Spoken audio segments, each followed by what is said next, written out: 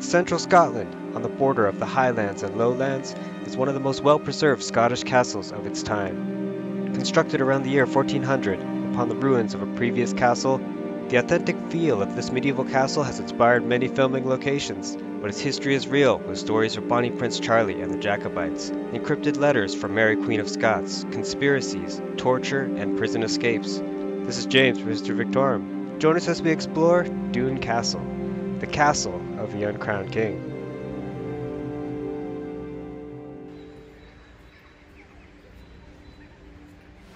Doune Castle was built in central Scotland at the meeting of two rivers.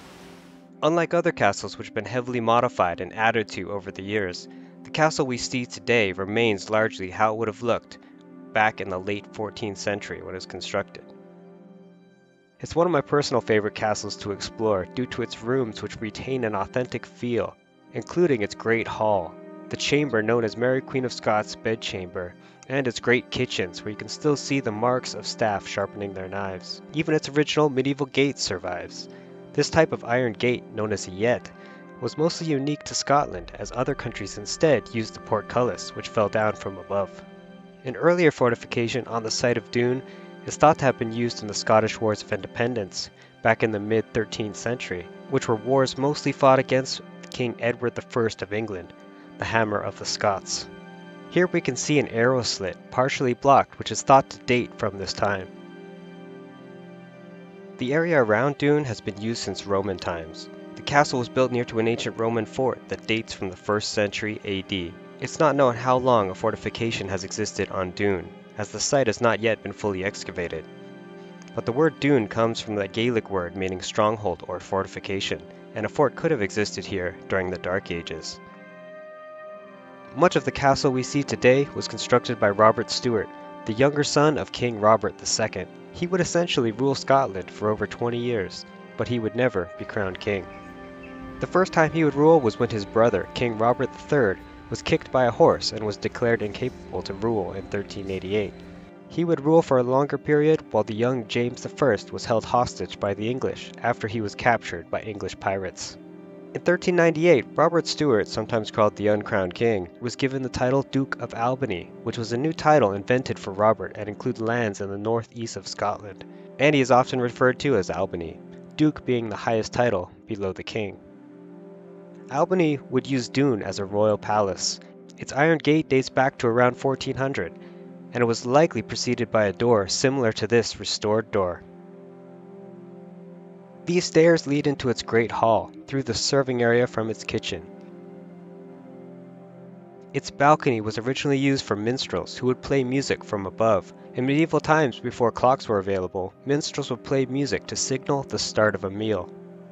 The roof has been restored, but some of its original stone corbels, carved with faces, still survive back from the year 1400.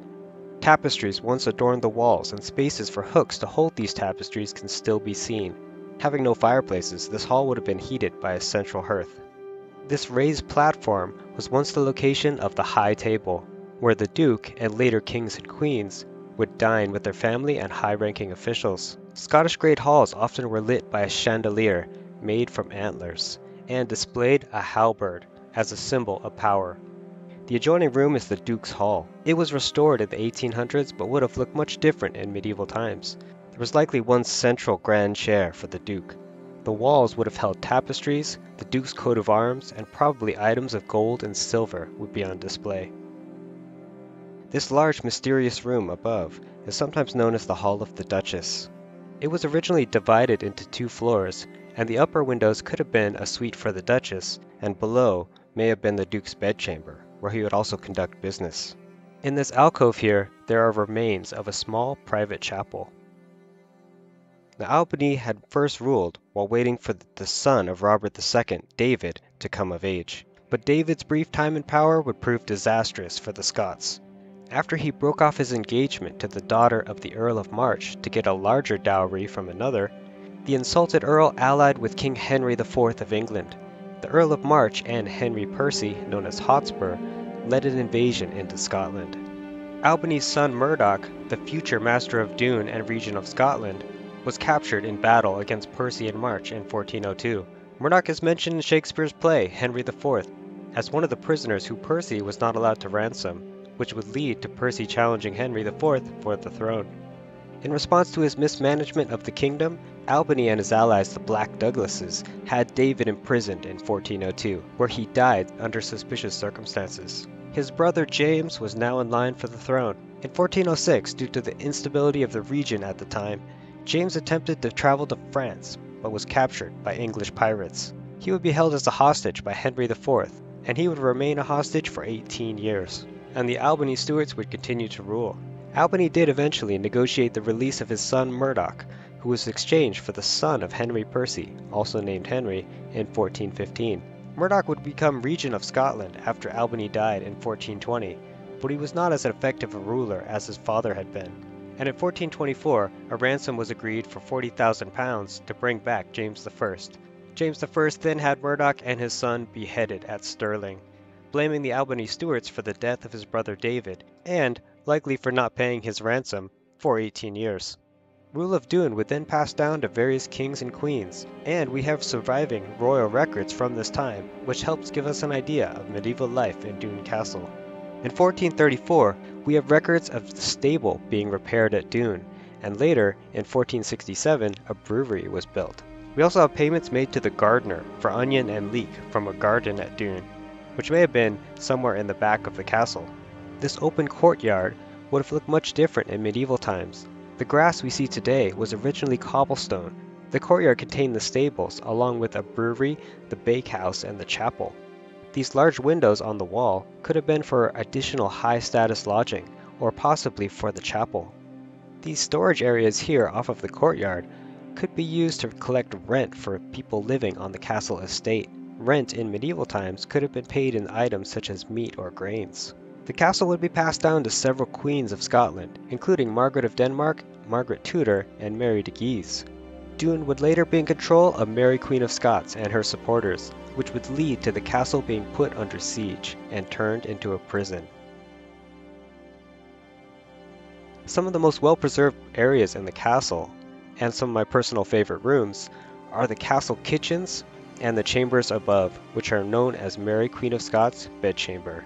Mary is believed to have stayed in this room, as well as her mother, Mary de Guise. This is one of the best preserved in the castle. Its ornate fireplace remains, and here we could still see a niche in the wall, which could have held a candle. Its bathroom contains a closet area for storing clothes, and here we could see an area for toilet paper, which in medieval times could have been hay, known as toilet hay, or moss, but possibly some sort of wool or linen for the wealthy. One of the reasons this room was sought after is because it was above the kitchens, which would help keep it well heated. The kitchen's large oven is 18 feet long and had plenty of room to roast animals on a spit, and it could contain several fires used for different purposes, and could also be used for smoking meat. After food was prepared, it was left in serving windows similar to restaurants today, before it was delivered to the Great Hall or to the Duke's Hall. We can still see markings on the wall where the kitchen staff sharpened their knives. Mary was forced to give up her throne in 1567. At that time, the castle was held by a nobleman and supporter of Mary named James Stewart, who would later become the first to hold the title Lord Doune. James was still in contact with Mary through encrypted letters in cipher after she gave up her throne. Because of his support for Mary, he was ordered to give up the castle. He refused, and it was put under siege by the Regent of Scotland, Lennox, in 1570. He was forced to surrender the castle after 3 days, and it was then used as a prison for Mary's supporters. We have a surviving confession of a prisoner at Doune named John Moon, who was tortured after being found carrying letters from Mary Queen of Scots. In return for his service to Mary, he was supposedly promised 150 crowns per year if Mary was reinstated as queen. The letter of confession, endorsed by Cecil, spy master for Elizabeth, states that after being put to pains at Doune Castle, Moon revealed an additional network of people involved in the transfer of secret letters. This prison could have been here, in the dark area off the entrance, near the modern-day gift shop. 10 years later, in 1580, the son of Mary Queen of Scots, the young James VI, visited Doune. He would later become King of Scotland and England, and would be known as James I. Doune was often used as a royal hunting lodge, and James VI was known for his love of the hunt. He was also known for being a big spender during his reign, and he authorized repairs and renovations to the castle. These round turrets on the wall date from this time. Under the reign of James VI, James Stewart, the former keeper of Doune and supporter of Mary, was reinstated and was the first to be given the title Lord Doune.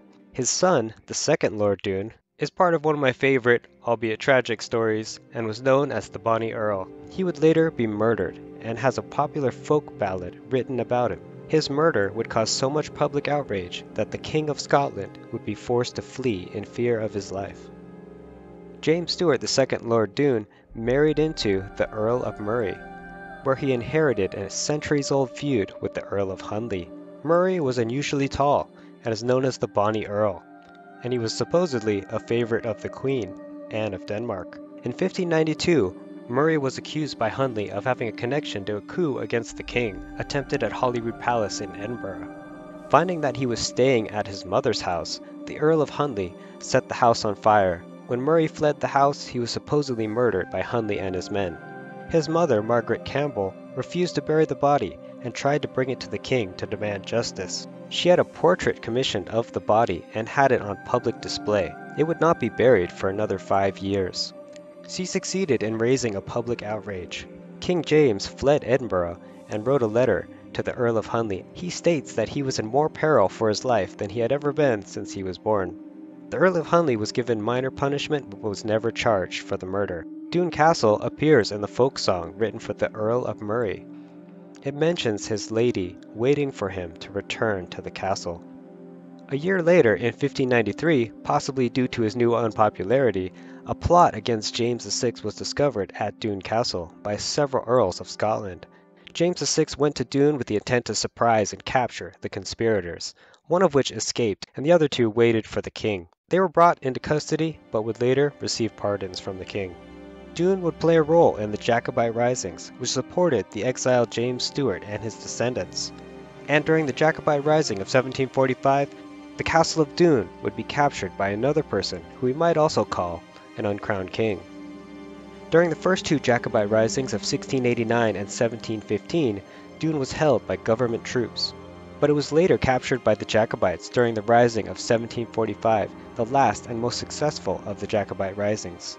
The rising was in support of Charles Stewart, known as Bonnie Prince Charlie, who had raised an army in the Highlands of Scotland. Doune Castle gave access to the Bridge of Teeth, giving the Jacobites a foothold into the lowlands. It was also only 8 miles away from the coveted castle of Stirling, which the Jacobites would later put under siege.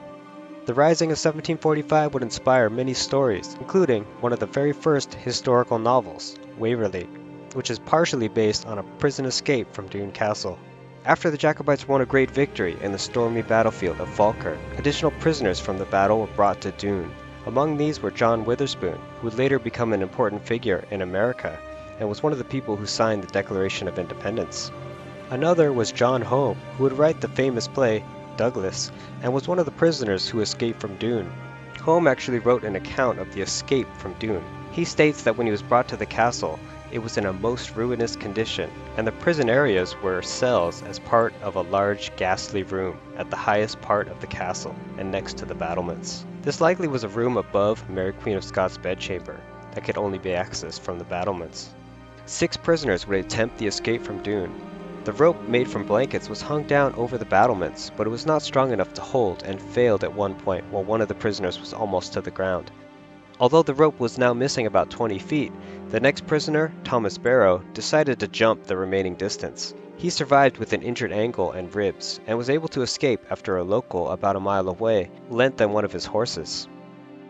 The last prisoner decided to remake the rope, but fell after he lost his grip and eventually died from his injuries.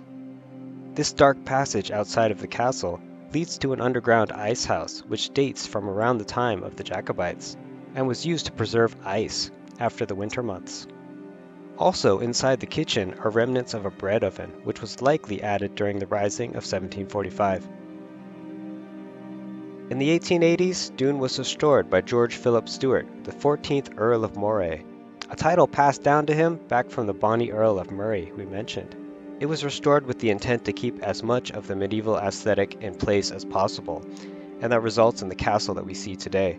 Dune has been used as the location for many films and TV shows, including Monty Python and the Holy Grail, Outlander, and others. If you do visit the castle, there is an audio guide which is quite good, narrated by Monty Python's Terry Jones. Hope you enjoyed this. If you have anything else to add, let us know in the comments, and thanks for watching.